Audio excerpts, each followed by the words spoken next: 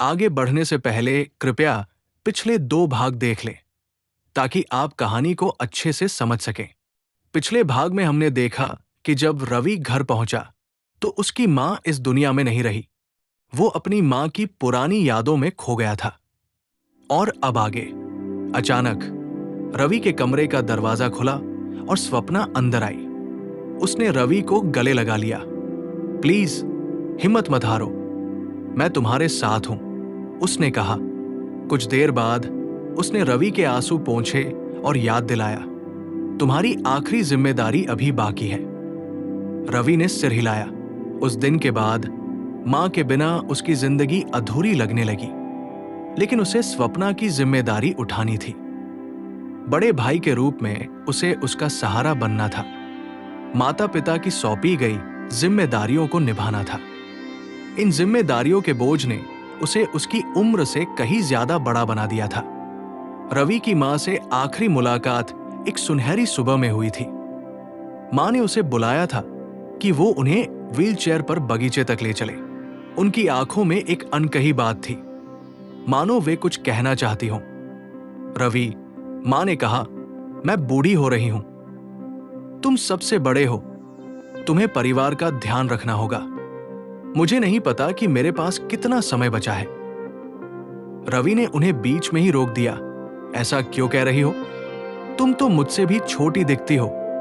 उसने हल्का फुल्का माहौल बनाने की कोशिश की। मां हल्के से मुस्कुराई और कहा, जब मेरा समय आए तो मैं नहीं चाहती कि तुम मुझसे दूर रहो। मानो मां को पहले से ही सब पता था। अगली सुबह रवि 4 बजे की फ्लाइट से निकल गया, ये जाने बिना कि ये उनकी आखिरी बातचीत थी। वर्तमान में स्वप्ना की आवाज ने रवि को उसकी यादों से बाहर निकाला। वो बिस्तर पर बैठी थी, हाथ में एक डायरी पकड़े हुए। भाई, तुम मां के बारे में सोच रहे हो, है ना? उसने पूछा। हाँ, रवि ने जवाब दिया। फिर इशारों में उसने कहा, मैं तुम्हारे बारे में भी सोच रहा हूं। तुम मेरे साथ हैदराबाद चलोगी? स्वप्ना की आंखों में आंसू भर आए। भाई, तुम मेरे सब कुछ हो। जन्म से ही तुम मेरे पिता, मेरी मां और मेरे सबसे अच्छे दोस्त रहे हो, उसने कहा। फिर उसने रवि को वो डायरी दी। मां ने इसे तुम्हारे लिए छोड़ा था, उसने कहा। रवि ने जैसे ही डायरी को हाथ में लिया, हजारों सवाल उसके दिमाग में उमड़ पड़े। इसमें क्या लिखा होगा?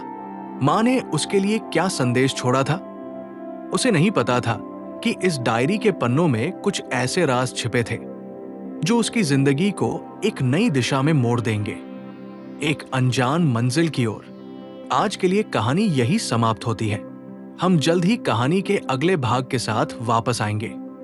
अपने बहुमूल्य विचार कमेंट में साझा करना न भूलें। तब तक के लिए हम आपसे विदा लेते हैं। धन्यवाद।